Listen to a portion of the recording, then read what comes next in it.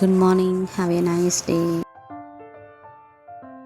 Friday வந்து பையனுக்கு school leave, சாட்டர்டேவும் லீவு, சண்டேவும் லீவு. ஸோ 3 நாள் வந்து அவங்களுக்கு லீவு. பசங்க ரொம்ப ஜாலியாக இருப்பாங்க. பேரண்ட்ஸுக்கு தான் வந்து பார்த்திங்கன்னா ரொம்ப ஸ்ட்ரகிளாக இருக்கும் எங்களை வச்சுட்டு. ஒரு பசங்க அப்படின்றப்ப தெரியாது பெருசாக. 2 பேர் இருக்கும்போது மாற்றி மாற்றி சமாளிக்கணுன்றது ரொம்ப கஷ்டமான ஒரு விஷயம். இன்றைக்கி பார்த்திங்கன்னா என் ஹஸ்பண்டுக்கு தான் நான் லன்ச் ரெடி பண்ணிகிட்ருக்கிறேன். அவர் என்ன சொன்னாருன்னா, பரவாயில்ல விட்டுருப்பா, நான் வெளியே பார்த்துக்கிறேன் அப்படின்னு சொன்னார். இல்லைங்க வேண்டாம், என்னோடய ரொட்டீன் வந்து மாறிடும். இந்த 3 நாள் நம்ம கொஞ்சம் லேட்டாக எழுந்திரிச்சோம் அப்படின்னா மண்டே மறுபடியும் எழுந்திருக்கிறதுக்கு ரொம்ப கஷ்டமாக இருக்கும். அதனால் நம்ம அப்படியே கண்டினியூ பண்ணிக்கலாம்னு சொல்லிட்டு எப்போதும் போல் டைமுக்கு எழுந்தாச்சு. காரக்குழம்பு வைக்கலான்னு தான் நான் ரெடி பண்ணி வச்சுருந்தேன். இருக்கிற காயெல்லாம் சாட்டர்டேக்குள்ளே நான் காலி பண்ணால் தான் சண்டே வந்துட்டு நான்வெஜ் எடுத்து சமைக்கிறதுக்கு சரியாக இருக்கும். இன்றைக்கி வந்து பார்த்திங்கன்னா லஞ்சுக்கு வந்து காரக்குழம்பு, முருங்கைக்காய், உருளைக்கிழங்கு போட்டு வைக்க போகிறேன். தென் அதுக்கு சைட் டிஷ் வந்து கோவக்காய் வந்து ஃப்ரை பண்ண போகிறேன். வீடியோ எடுக்கிறத விட இந்த வீடியோவுக்கு வாய்ஸ் கொடுக்குறது ரொம்ப கஷ்டமான வேலையாக இருக்குது. ஏன்னா வீடியோ வாய்ஸ் ரெக்கார்ட் பண்ணிகிட்டு இருக்கும் போதே பசங்க அந்த சத்தம் போடுற அந்த சின்ன சின்ன இந்த குருவிங்கெல்லாம் கற்று பார்த்துருக்கீங்களா, கூட்டில் கிச்சு கிச்சு அந்த மாதிரி சத்தம் கேட்டுகிட்டே இருக்குது. நானும் சைலண்ட்டாக இருங்கன்னு சொல்லிட்டு எவ்வளோ சொல்கிறேன், பட் முடியல. இவங்களை தூங்க வச்சுட்டு நம்ம ரெக்கார்ட் பண்ணலான்னு பார்த்தா தூங்குறதுக்கு டைம் இருந்தால் தானேங்க நம்ம ரெக்கார்ட் பண்ண முடியும் அப்படின்னு. அதாவது என் பொண்ணு மட்டும் இருந்தாலே அவள் தனியாக தூங்க மாட்டாள். இந்த பையன் கூட இருக்கிறப்போ சொல்லவே வேண்டாம். மேடம் இன்றைக்கி ஃபுல்லாகவே தூங்கலை. டைம் பார்த்தீங்கன்னா 6 o'clock ஆகுது. ஆனாலும் இன்னும் அவள் தூங்கலை. காலையில் எடுத்த வீடியோ 6 மணிக்கு வந்து நான் வாய்ஸ் ஒர்க் கொடுத்துட்ருக்கிறேன். காலையிலேருந்தே ட்ரை பண்ணி சரி ஓகே பரவாயில்ல, இவங்க வாய்ஸ் கேட்டாலும் பரவாயில்ல அப்படின்னு சொல்லிட்டு நான் ரெக்கார்ட் பண்ணிகிட்ருக்கேன். என்னுடைய வீடியோ பார்த்திங்கன்னா 2017 ஒரு 2 வீடியோ அப்லோட் பண்ணியிருப்பேன் என்னோடய சேனலில். அதுக்கப்புறம் நான் வந்து வீடியோ அப்லோட் பண்ணவே இல்லை. அதோடு இப்போ தான் நான் வீடியோ அப்லோட் பண்ணுறேன் கொஞ்சமாக. இந்த காரக்குழம்பு பார்த்திங்கன்னா தேங்காய், தக்காளி, கொத்தமல்லி அரைச்சி ஊற்றி நான் வந்து காரக்குழம்பு வைப்பேன். மோஸ்ட்லி என்னோடய குழம்புகளில் வந்து தேங்காய் போட்டு எல்லாமே வந்து அரைச்சி ஊற்றி தான் நான் வைப்பேன். தக்காளி தொக்கு வைக்கிறப்ப மட்டும்தான் வதக்கி வைப்பேன். என்னோடய வீடியோஸ் பார்த்தீங்கன்னா 2017 நான் இந்த பேஜ் ஓப்பன் பண்ணி ஒரு 2 வீடியோ போட்டிருப்பேன். அப்போ நான் என் மாமியார் வீட்டில் இருந்தேன். அதுக்கப்புறம் வீடியோ அப்லோட் பண்ணவே இல்லை.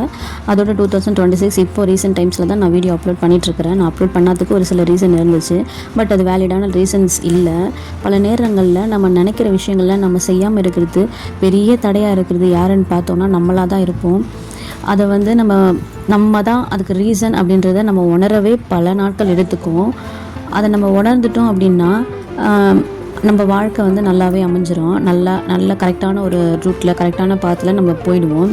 பட் வந்து நம்ம எதையுமே நம்ம அக்செப்ட் பண்ண விரும்பாமல் எல்லாத்துக்குமே மற்றவங்கள காரணம் காட்டிக்கிட்டு இது என்னால் நடக்கலை அப்படின்னு நம்ம சொல்ல நம்மளோட தப்புகளையும் நம்மளுடைய குறைகளையும் நம்ம எப்போவுமே வந்து ஃபுல்ஃபில் பண்ணவே முடியாது, அதை திருத்திக்கவே முடியாது.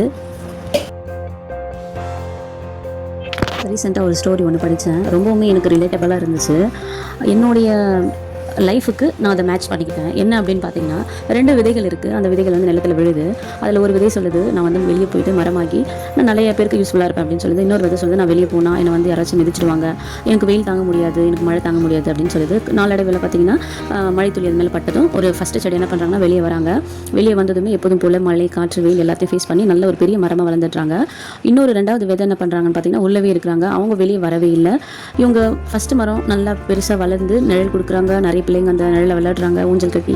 தென் மரத்தில் வந்து குருவி கூடு கட்டி ஒரு நல்ல ஒரு செழிப்பான மரமாக அந்த மரம் இருக்குது, கனி கொடுக்குது, எல்லாமே அந்த மரம் பண்ணுது. பட் நிலத்துக்குள்ளே இருந்த அந்த விதை வந்து பார்த்திங்கன்னா அழுகி போச்சு. புறா வந்து அதை தீண்டி அது கெட்டும் போயிடுச்சு. ஸோ வந்து பார்த்திங்கன்னா இந்த ஸ்டோரியிலேருந்து நான் எனக்கு ரிலேட்டபுளாக எடுத்த விஷயம் என்னென்னா, நான் 2017 வீடியோ அப்லோட் பண்ணும்போது நான் என்ன நினச்சேன்னா, இது ரீச் ஆகுமா, இது வந்து பெனிஃபிட் கொடுக்குமா, நம்ம வந்து இதை பண்ணலாமா அப்படின்னு சொல்லிட்டு நிறைய ரீசனை முன்னாடி வச்சு நான் அதை செய்யாமையே போயிட்டேன். பட் என்னோட இந்த ஜேர்னியில் ஸ்டார்ட் பண்ணவங்க இன்றைக்கி நிறைய ஃபாலோவர்ஸ், நிறைய லைக்ஸ், நிறைய சப்ஸ்கிரைபர்ஸ் வச்சுட்டு அவங்க நினச்ச அவங்களுடைய அந்த பாத்தில் கரெக்டாக போயிட்டு உச்சத்தை தொட்டுட்டாங்க. பட் நான் அன்னைக்கு நிறைய காரணங்களை முன்னாடி வச்சதுனால நான் அந்த விதை போல் உள்ளவே இருந்துட்டேன். பட் என்னோடய பாஸ்ட் தான் அது. இப்போ எனக்கு நிறைய ப்ரெசென்ட் இருக்குது. இந்த ப்ரெசென்ட்டில் கண்டிப்பாக நான் அந்த மாதிரி இருக்க மாட்டேன். என்ன நான் மாற்றிக்கிறதுக்கு இந்த கதையை ஒரு ஆயுதமாக நான் எடுத்துக்கிட்டேன். இந்த கதை உங்களுக்கு பிடிச்சிருந்துச்சுன்னா, இந்த வீடியோ உங்களுக்கு பிடிச்சிருந்துச்சுன்னா ஜஸ்ட் ஒரு லைக் கொடுங்க. சமையல் வேலையெல்லாம் முடிச்சுட்டு மேலே துணி காயப்போட வந்தாச்சு. பாப்பாவும் பார்த்திங்கன்னா என் கூடயே வந்துட்டு அந்த துணியை பிடிச்சி விட்டுட்டு ஜாலியாக விளையாடிட்டு இருக்காங்க. அந்த ஷூவோட சவுண்ட் அவங்களுக்கு ரொம்ப பிடிச்சிருக்குதுன்னு நினைக்கிறேன். தேங்க்ஸ் ஃபார் வாட்சிங்.